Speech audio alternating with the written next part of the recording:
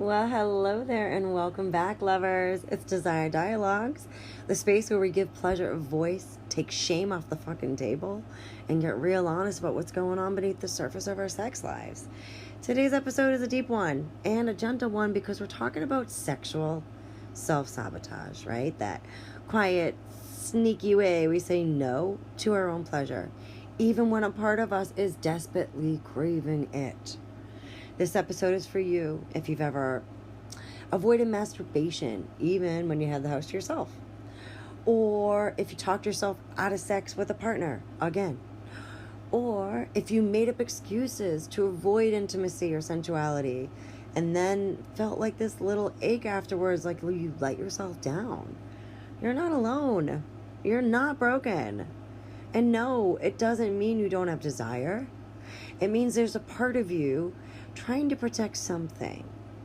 So let's explore what that something might be, and then how to gently, intentionally reclaim your right to feel good.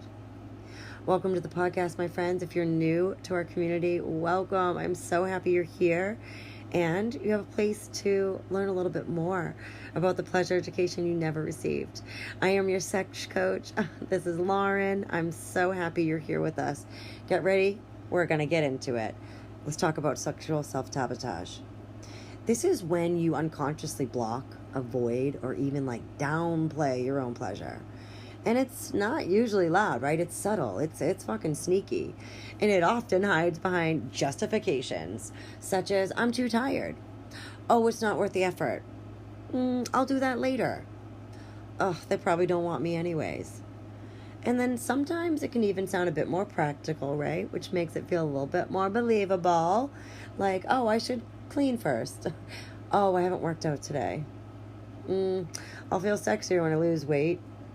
I'll feel sexier when I have a better vibrator. I'll feel sexier when I get new sheets, right? But when you look closely, there's a pattern of withholding pleasure from yourself. Self-sabotage in the sexual realm is often a emotionally protective behavior. It's also a trauma-informed protective behavior, all right? This is where your nervous system is trying to keep you from reliving an old wound, even if that wound is simply the fear of being seen. So let me say that again. Sexual self-sabotage doesn't mean you hate pleasure. Right? It means a part of you is afraid of what might happen if you fully felt it. So there's a few common roots of sexual self-sabotage. Let's name them, right? Why do we do these things? Number one, shame conditioning, right? Maybe you were taught as well that sex is dirty, dangerous, selfish, right? So even when adults, we're adults, right? It's okay. An inner part of you still carries that fear. You may think, well, pleasure's good, but your body says, don't go there. That's a shame. That is the way we are wired. That was the way we were taught, the way we were influenced, and it has a hold over us. And it's up to you if you want to notice that it's there and work on ways to start quieting that shame in the background, right? Number two, fear of vulnerability, right? So pleasure isn't just physical, it's emotional exposure as well, right? When we receive, you got to surrender. You actually have to enjoy, and that requires letting go. And then, if intimacy has ever led to, for you, rejection, if it's ever led to abandonment or confusion, your nervous system might not actually associate sex with reward. It may associate it with risk, and that's okay. How about number three, perfectionism or body image wounds?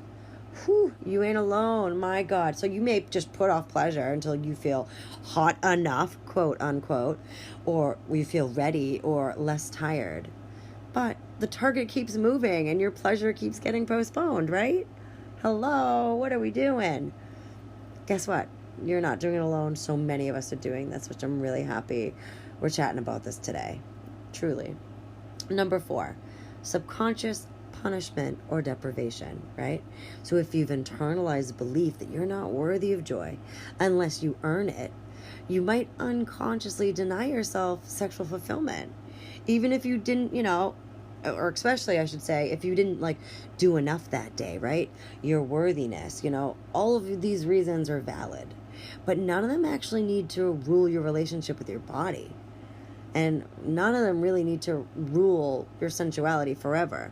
We can adjust those rules. We can bring those standards down that we set for ourselves that make it ridiculously high to achieve. We're just sabotaging left and right. And the faster we realize that, the quicker we can learn how to not do that. Just a little bit less every single day. So, how to gently disrupt the pattern, right? So, like, what do we do when we're noticing that we're avoiding or even rejecting our own turn-ons, right? We're going to meet ourselves with compassion, because I love you, I love me, and I know that I reject my self-pleasure all the time.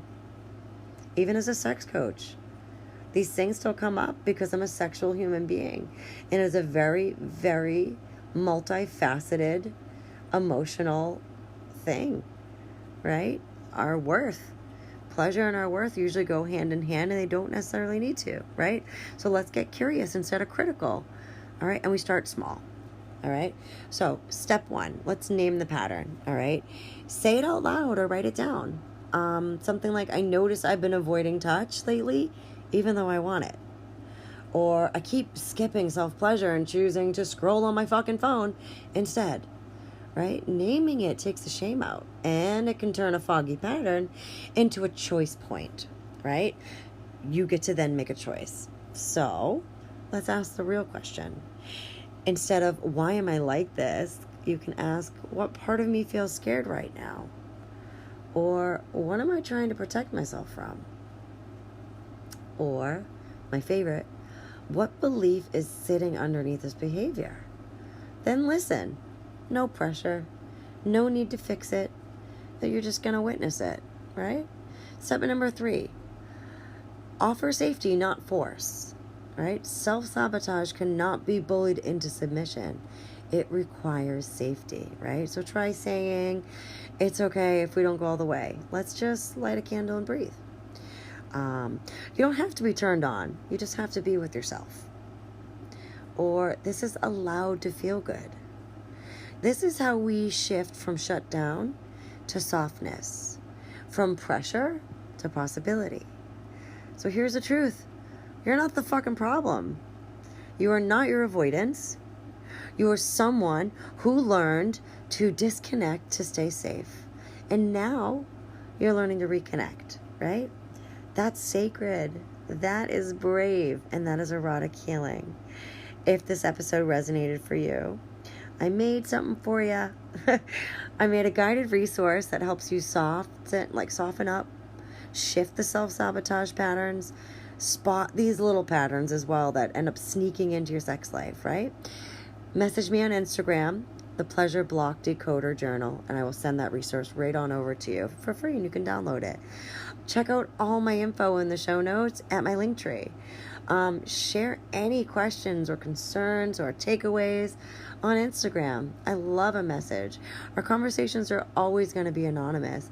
I'd love to hear what you're learning, what you're reclaiming, and what you're healing. My friends, until next time, be gentle with yourself. Let pleasure in slowly. And know that even the parts of you that say no still deserve so much fucking love. I love you. Until next time.